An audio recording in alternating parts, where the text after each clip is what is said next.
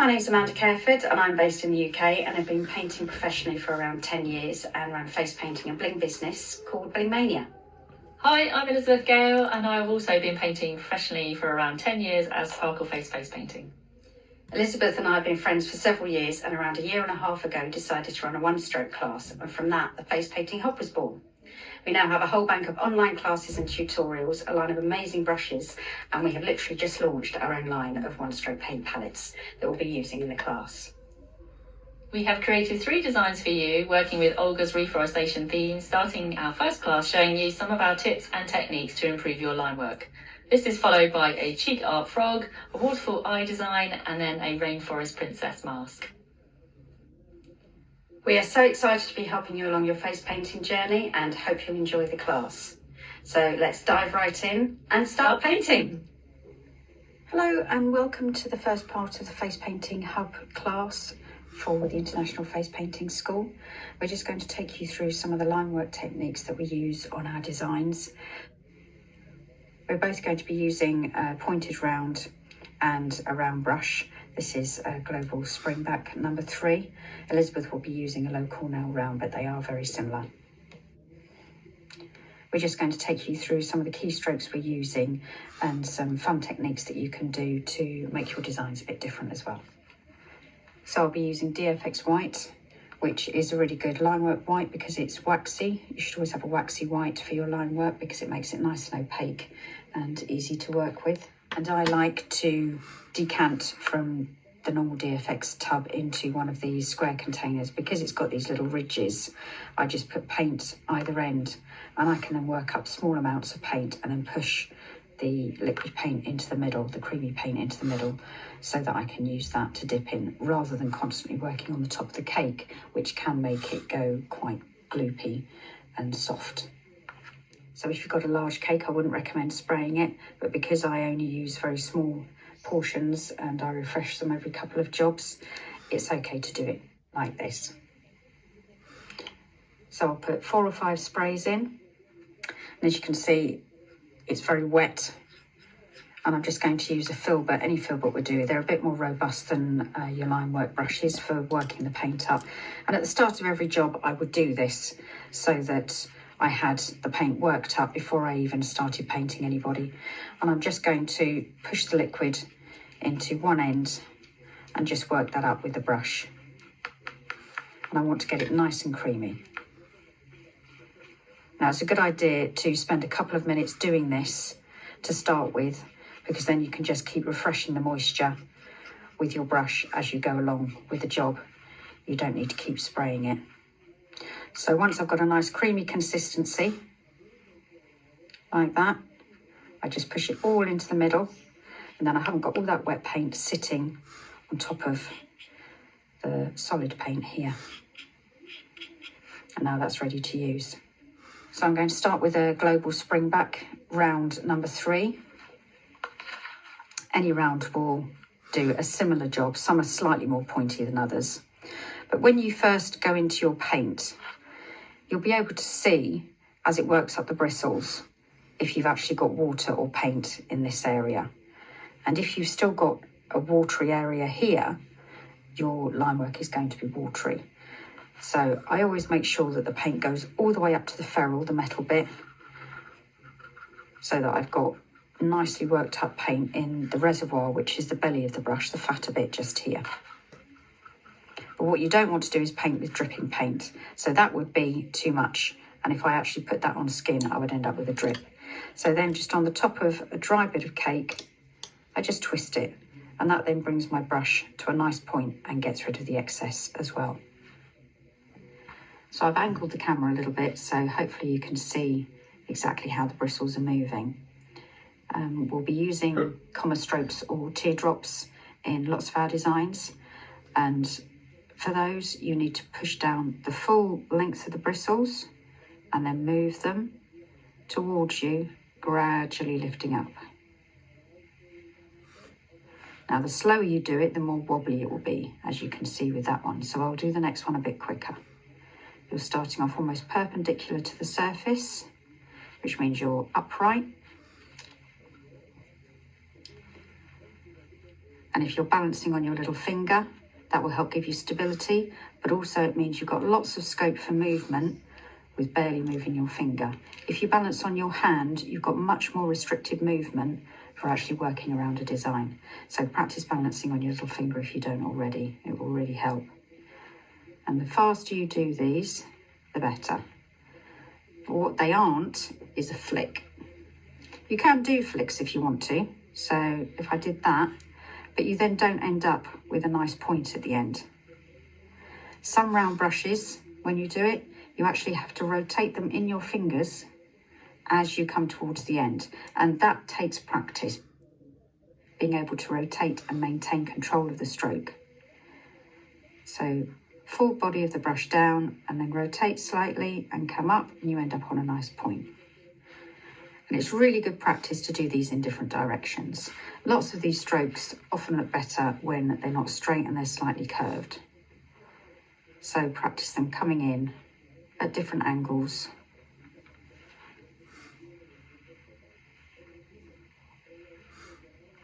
And you'll find that when you're doing them, so if you do a fat to thin like that, you'll then see that your bristles, they'll be slightly flat on one side and then like a sharp edge on the other side.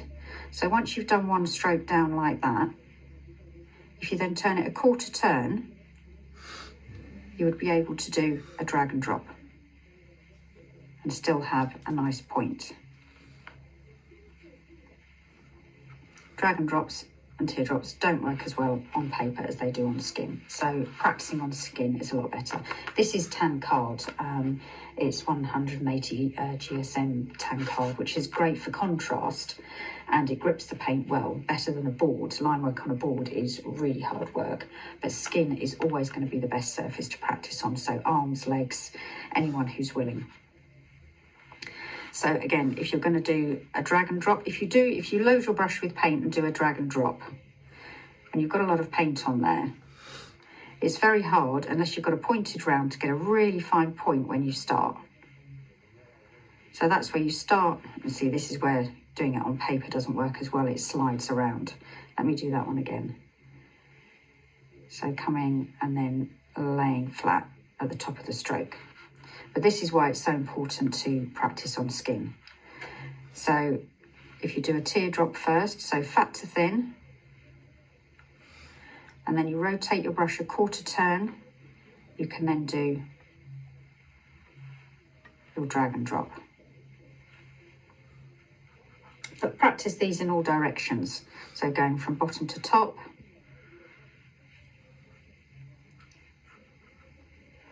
and from left to right,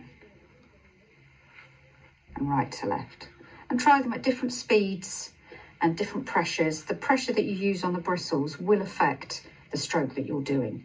So if I wanted to do some tiny teardrops, I would barely bend the bristles. If I want to do a longer, fatter teardrop, I'd push them all the way down. So you can do a variety of strokes with just the one brush. So another thing that we'll be doing as part of the designs that we show you is outlining. And when you outline, if you outline with a solid line all the way around something that's the same width all the way around, it can look a little bit heavy. So when you're outlining, always try and do thin, thick, thin, which is another really good one to practice that will come in useful for all sorts of designs. So thin, thick, thin again is starting upright, and you're starting with very light pressure just on the tip, then a bit more pressure, and then coming back up. And you can vary that quite dramatically depending on how much pressure you put on the bristles. So I'll put a bit more pressure on, so they're about half sprung, and then I'm going to put full pressure on, and it will get much fatter the more pressure that you put on. But thin, thick, thin is another core stroke that is really useful to learn. So I'll just demonstrate it outlining this flower. So I would start right up on the tip with a really light pressure, and then add more pressure in the centre, and then come back on the tip, coming around. And it just helps to give a little bit more depth and dimension to whatever you're outlining. And I would do that whether it was a floral or a cheek art design.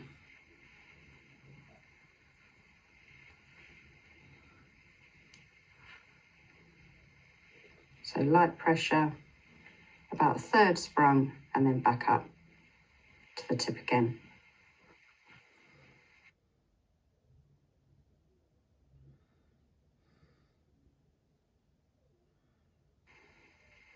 And then the last one, again, right up on the tip.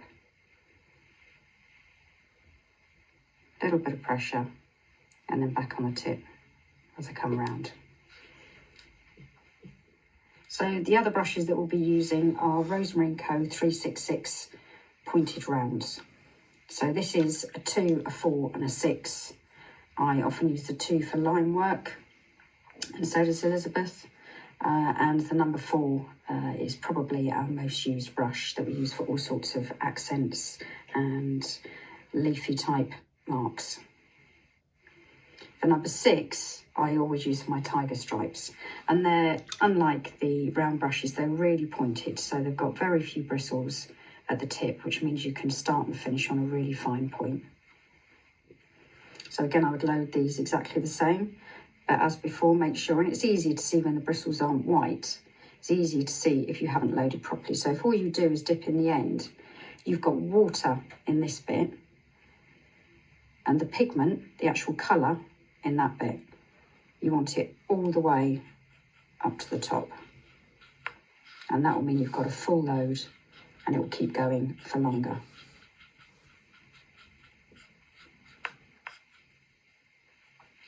Again, I'm just going to roll off the excess paint on the dry paint on the side.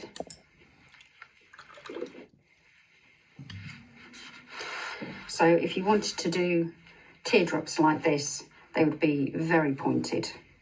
So if you push down and then come up to a point, you will get a point on there. So if you prefer them round, use rounds.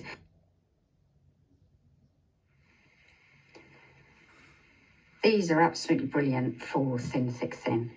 So starting off really thin, pushing down fat, and then you can come up literally onto 1 or 2 bristles. So you get a beautiful point either end, unlike here, where if you twist, you get a nice point, but it's very difficult to start on a point. So again, practice these in all directions. So thin, thick, thin, going top to bottom, going bottom to top. If you want to curve with them, you have to adjust the pressure. So you start just on the tip, put some pressure on, and as you come around the corner, you have to lift off the pressure again or the bristles will split. But that's just practice. And again, when you're practicing, go thin, thick, and use different pressures so that you get your muscle memory built in for when you're actually working on the job.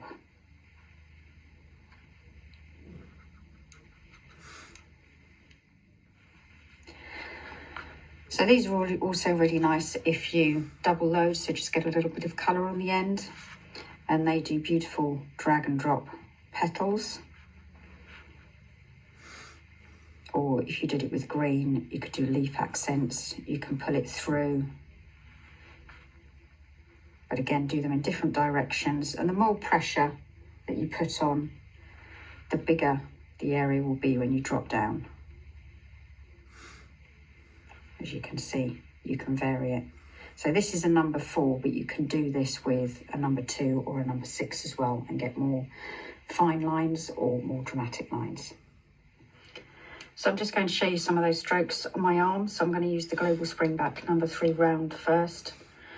And for the teardrops, so perpendicular, so right up on the point, laying flat, and then pulling to a point. And if you want to use a focal point to help you, do that. Give yourself a mark to head towards.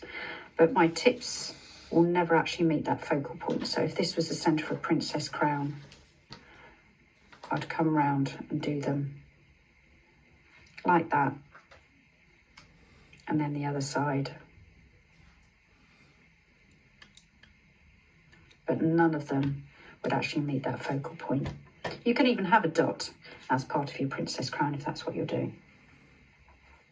And that can often help guide your eye. So if I was doing a drag and drop with a round brush, I would do a teardrop first, and then I would do my drag and drop. So that's starting on the point. I'll do a quarter turn, drag and drop. And that teardrop just releases some of that paint on the brush and flattens it so I can quarter turn, and then I've got a nice sharp point to start the next stroke with. If I was doing thin, thick, thin, push down, lift up, and you're moving the whole time.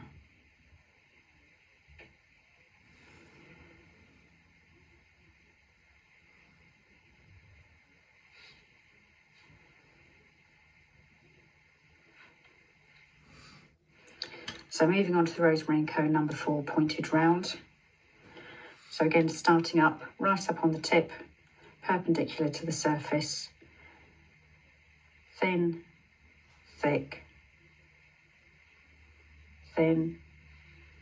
And you can get such a fine point on these pointed rounds. But practice different weights. And that'd be great practice for your tiger stripes. But they also do really nice drag and drops. Let's start with a super fine point, much finer than the ones that I did with the round, as you can see. And a really nice trick is to double load them, as I showed you before. And then if I double load with a bit of the magenta, I can create some really pretty petal shapes. I can drag and drop and flick and get some beautiful little accents on florals. If I did that with a green, that would look beautiful in between some petals.